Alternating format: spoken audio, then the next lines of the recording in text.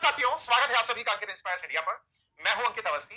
आप सभी को आने वाले नववर्ष की बहुत सारी शुभकामनाएं। आप पूछेंगे कि अब से क्यों दे रहे हो, अभी तो दिन बचे। मैं इसलिए दे रहा हूं क्योंकि इसरो इसकी तैयारी कर रहा है और इसरो की तैयारी में इस साल के जाते जाते आपको कुछ ऐसा खास याद में दिया जा रहा है कि आप जब नव वर्ष में एंट्री करें, ग्रेगोरियन कैलेंडर के अनुसार वर्ष 2025 में जब एंट्री करें तो वह साल बड़ा खास हो। हालांकि हिंदू नववर्ष के अनुसार हमारा चैत्र शुक्ल प्रतिपदा यानी कि चैत्र नवरात्रि के प्रथम दिन से नववर्ष शुरू होता है, लेकिन हमारी जितनी भी वर्तमान बही खाते चल रहे हैं, आज का जो फाइनेंशियल ईयर सिस्टम चल रहा है, उसको ध्यान में रखें तो नववर्ष आने वाला है। इसरो ने भी लगभग वैसी ही प्लानिंग की है। हालांकि उसकी प्लानिंग में इस साल का अंत धमाकेदार करने की प्लानिंग है। अब आप पूछेंगे इतना माहौल बना रहे हो तो कुछ बता भी दो, ऐसा करने वाला क्या है। हमने कहा तो थोड़ा और माहौल बनने दो। माहौल में फिलहाल आपके सामने एक तस्वीर को आने दो। ये तस्वीर है धरती से ऊपर घूमते हुए एक सैटेलाइट की, जिसे इंटरनेशनल स्पेस स्टेशन कहा जाता है। ये धरती से ऊपर 408 किलोमीटर ऊपर डला हुआ है। ये जो तस्वीर आपको दिख रही है, ये तस्वीर यहाँ है, लेकिन ये रियल में एग्जिस्ट करता है। ये रियल में दिखने वाली जो भव्य सी संरचना है, इसे अंतरिक्ष केंद्र कहते हैं, अंतरराष्ट्रीय। और ये अंतरिक्ष केंद्र जो आपको फिलहाल स्थिर दिखाई दे रहा है तस्वीरों में, असल में ये लगातार चलायमान है। इस पर कोई ना कोई क्रिया हो रही है। ये अंतरिक्ष में दिखने वाला कुछ इस प्रकार का चलायमान सा अंतरिक्ष स्टेशन हमारा नहीं है। ये दुनिया के 5 बड़े स्पेस स्टेशनों ने मिलकर बनाया है। नासा है, स्पेस एक्स है, ईएसए है, जाक्सा है, रोसकॉस्मोस है, इन सब ने मिलकर के इसका निर्माण किया। इनके निर्माण में बहुत बड़ी जटिलताएं थी। जटिलता किस बात की? कि साहब ये जो दिख रहा है इतना बड़ा सा संरचना, ये आफ्टर ऑल बनी कैसे हुई? तो मैंने कहा धरती से उठकर बहुत सारे टुकड़े अंतरिक्ष में गए होंगे और उन्हें जोड़ दिया गया होगा। और ये सच भी है, क्योंकि इतनी बड़ी संरचना को जमीन से उठाकर ऊपर ले जाना मुश्किल है।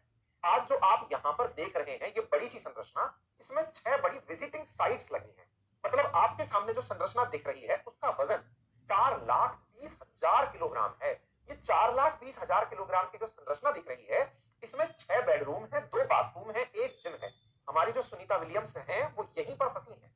इस संरचना को ही इंटरनेशनल स्पेस स्टेशन कहते हैं। यही इंटरनेशनल स्पेस स्टेशन धरती के 24 घंटे में 16 चक्कर लगाता है। तो इसका मतलब बहुत तेज चलता होगा। जी हाँ, 28,000 किलोमीटर प्रति घंटे की रफ्तार से चलता है। अब सर ये स्पीड कितनी होती है मुझे क्या पता। मैंने कहा जो गोलियां है ना, उन गोली की स्पीड से लगभग 10 गुना तेज गति से चलता है। तो गोली की गति से 10 गुना तेज चलने वाली संरचना, सर मैंने ना गोली देखी ना मैंने ये देखा। हमने कहा हवाई जहाज देखा है। अगर हवाई जहाज की गति पता है तो डोमेस्टिक फ्लाइट्स लगभग 600 किलोमीटर प्रति घंटे की रफ्तार से चलती हैं। तो लगभग उससे 30 से 35 गुना तेज गति से ये वाला घर उड़ रहा है धरती के चारों तरफ चक्कर काटते हुए। कब से उड़ रहा है? तो आंसर है वर्ष 1998 से लगातार उड़े जा रहा है। पर इतना महिमा मंडन किस बात का? मैंने कहा किस बात का नहीं, असल में आपके मन में ऐसे साइंस स्टूडेंट ये क्यूरियोसिटी होनी चाहिए कि भाई ये हुआ कैसे होगा कि 4.25 लाख किलोग्राम का एक सिस्टम अंतरिक्ष में तैर रहा है। तो आंसर तलाशते हुए पहुंचते हैं कि कुछ इस प्रकार के बड़े बड़े टुकड़े अंतरिक्ष में ले जाकर जोड़े गए होंगे। यानी कि ये जो संरचना आपको आपस में एक दूसरे के नजदीक आते हुए दिख रही हैं, ये संरचनाएं अंतरिक्ष में बकायदा पहुंचाई गई होंगी धरती से 400 किलोमीटर ऊपर, और उन्हें कुछ इस प्रकार से जोड़ा गया होगा। सर गोली की स्पीड से 10 गुना तेज यदि ये आ रही होंगी तो इनके आने के बाद टकराने की टेंशन नहीं होती होगी। अगर होती होगी तो कौन रेल के इंजन में डब्बे जोड़ने की जो कला है वो अंतरिक्ष में दिखा रहा होगा? तो मैंने कहा धरती पर बैठे वैज्ञानिक। सर इस कार्य को करने में कौन लोग शामिल हैं? मैंने कहा जो तस्वीरें दिख रही हैं इसके लिए तो नासा है, यूरोपियन स्पेस एजेंसी है, रशियन स्पेस एजेंसी है, जापानी स्पेस एजेंसीज हैं। वो सब मिलकर के इस काम को अंजाम दे रही हैं। हम इसमें है क्या? हमने कहा नहीं है। तो फिर चर्चा किस बात की है? चर्चा इस बात की है कि जो काम रूस वाले जानते हैं, अमेरिका वाले जानते हैं, चाइना वाले भी जानते हैं, अब वही काम इसरो करने जा रहा है। क्या करने जा रहा है? हमने कहा इस साल के अंत में हम दुनिया के सामने कुछ ऐसा करने जा रहे हैं जिससे हम दुनिया की उस लीग में शामिल हो जाएंगे जिस लीग ने हमें इस बारे में कोई जानकारी नहीं, कि तुम्हें नहीं बताएंगे कि रेल की चलती डब्बे में, चलती गाड़ी में बोगी कैसे जोड़े। अगर चलता इंजन और बोगी एक दूसरे की तरफ 36,000 किलोमीटर प्रति घंटे की रफ्तार से आ रहे हो तो उन्हें एक दूसरे से ज्वाइंट कैसे करें बिना टकराए, तुम्हें नहीं बताएंगे। मत बताओ।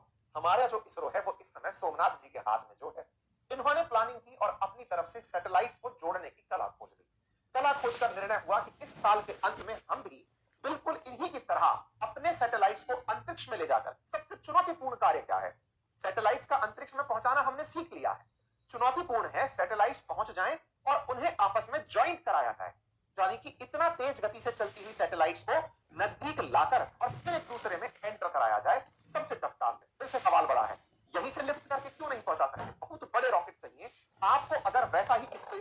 बनाना है। बोले सर हमको बनाना तो है लेकिन हमारी कोई मदद नहीं कर रहा तो क्या करें? तो हम आत्मनिर्भर बनने की तैयारी करें। आत्मनिर्भरता में क्या? हम अपने स्पेस स्टेशन को तैयार करें, हम अपना भारतीय अंतरिक्ष स्पेस स्टेशन बनाएं। क्या हमारी प्लानिंग में है? बिल्कुल, इसरो की प्लानिंग में है 2036 तक अपना अंतरिक्ष स्टेशन बना लेना। आज से 10-12 साल के बाद इंटरनेशनल स्पेस स्टेशन की तर्ज पर भारत का अपना अंतरिक्ष स्टेशन होगा। लेकिन सर जिस काम को करने में दुनिया की इतनी बड़ी बड़ी टेक्नोलॉजी वाली कंट्रीज लगी हो, उसको करने के लिए हम क्या कर रहे हैं? हम शुरुआत कर रहे हैं इस चीज की कि इसका जो सबसे क्रिटिकल टास्क है उसे सबसे पहले निपटा लिया जाए। सबसे क्रिटिकल टास्क क्या है? सबसे क्रिटिकल टास्क है दो सैटेलाइट्स को आपस में एक दूसरे से लाकर जोड़ना, अंग्रेजी में जिसे डॉकिंग कहते हैं। सर कौन किस में जुड़ेगा? इंजन में डब्बे जुड़ेंगे तो इसको कहा क्या जाएगा? तो मैंने कहा जिसमें जो जुड़ेगा, एक जुड़ने जा रहा होगा जो चेज करने जा रहा है वो होगा चेजर, और जिस जगह जुड़ेगा उसे कहा जा रहा है टारगेट। तो टारगेट और चेजर नामक दो सैटेलाइट्स जो लगभग 250 किलोग्राम की हैं, ये धरती से 450 किलोमीटर ऊपर 36,000 किलोमीटर की गति से चलते हुए एक दूसरे से जुड़ेंगी।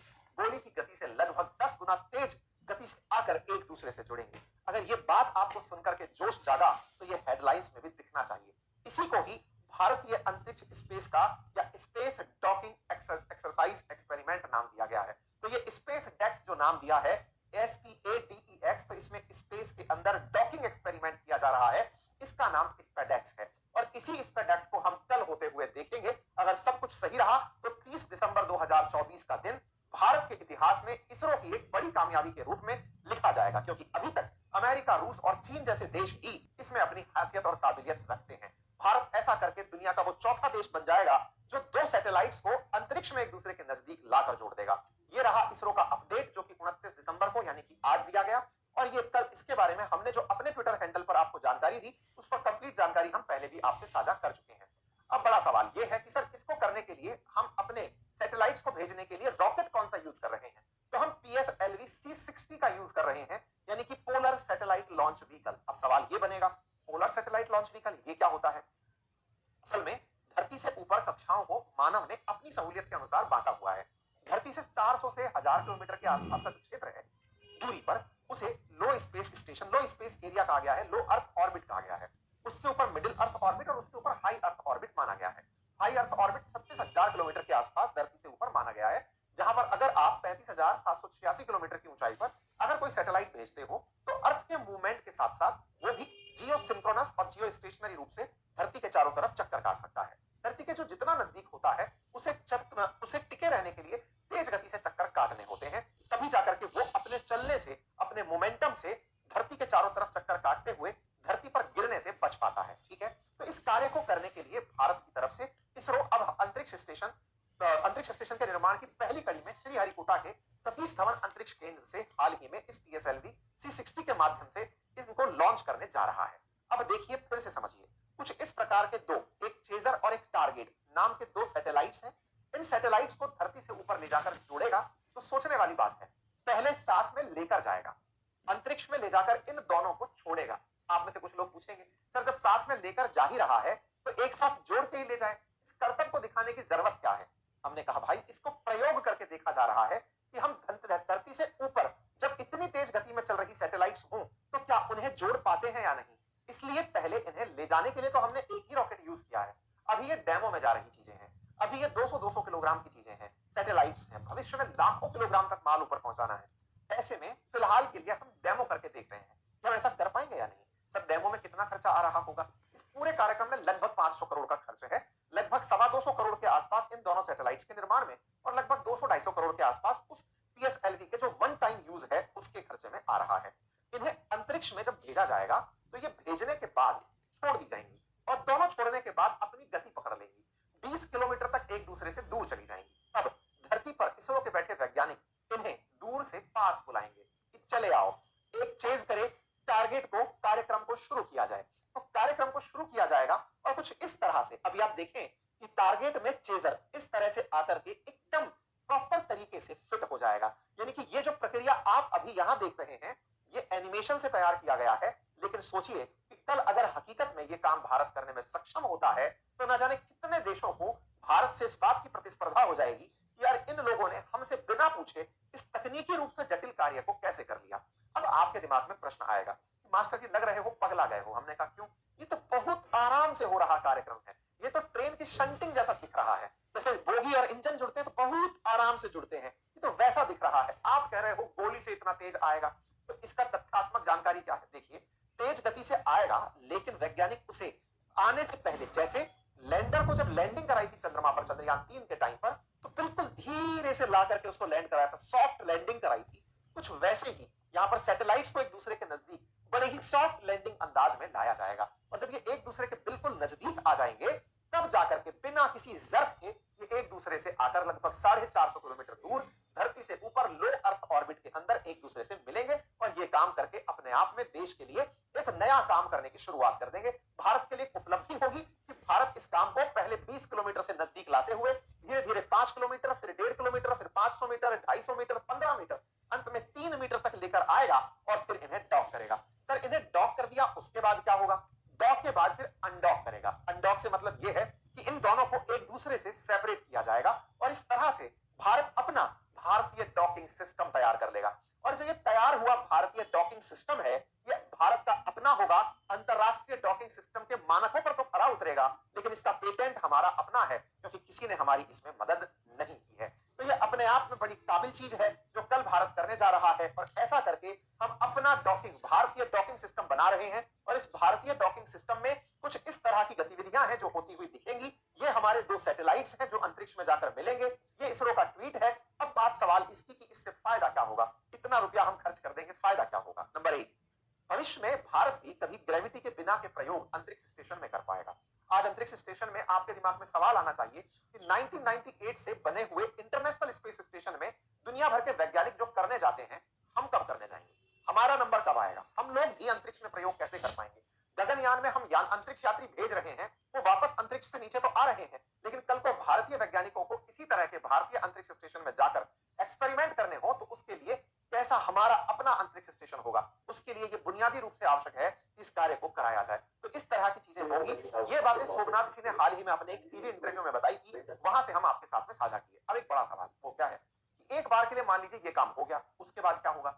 उसके बाद ये होगा कि इस पूरी प्रक्रिया में जब ये काम हो जाएगा, डॉकिंग हो जाएगी, तो इनको क्या एक साथ डॉक करके छोड़ देंगे क्या? नहीं, फिर हमें इन्हें अनडॉक करके भी देखेंगे। अनडॉक का मतलब क्या हुआ कि भाई एक दूसरे के साथ ज्वाइन करा दिया, अब ज्वाइन कराने के बाद इन्हें वापस खोलो और दूर करो। ये क्यों? क्योंकि अगर आपको मालूम हो तो सुनीता विलियम्स जैसे अंतरिक्ष में फंसी हुई हैं फिलहाल, उनको जो लेके गया था वो वाला रॉकेट उन्हें छोड़ने के बाद वापस भी तो लौटा। यानी कि पहले अंतरिक्ष स्टेशन में जाकर चिपकना यानी डॉकिंग, और वापस वहां से छूटकर निकलना अनडॉकिंग, ये दोनों प्रोसेस होना जरूरी है। अभिमन्यु की तरह चक्रव्यूह में फंसना ये भी आना चाहिए, चक्रव्यूह तोड़ना भी आना चाहिए, लेकिन अर्जुन की तरह चक्रव्यूह से निकलना भी आना चाहिए। यह प्रक्रिया जानने की प्रक्रिया डॉकिंग अनडॉकिंग की है, और इस कार्य को हम करके कल देखने वाले हैं। इसीलिए कल का दिन बड़ा ऐतिहासिक होगा। इसरो को हमारी तरफ से बहुत सारी शुभकामनाएं कि विज्ञान के क्षेत्र में इस तरह से कीर्तिमान स्थापित कर रही है। हाँ, इस तरह के कीर्तिमान स्थापित करते समय कई बार चुनौतियां आती हैं, कई बार प्रयोग विफल होते हैं। निराश होने की आवश्यकता नहीं है, क्योंकि जीत प्रयास करने वालों की ही होती है। बाकी रहने वाले लोग वही पाते हैं जो प्रयास करने वाले छोड़ जाते हैं। बस इसी के साथ इसरो के वैज्ञानिक कल इस कार्य को अंजाम दें। संपूर्ण भारत उनके लिए बहुत सारी शुभकामनाएं प्रेषित करता है। जाते जाते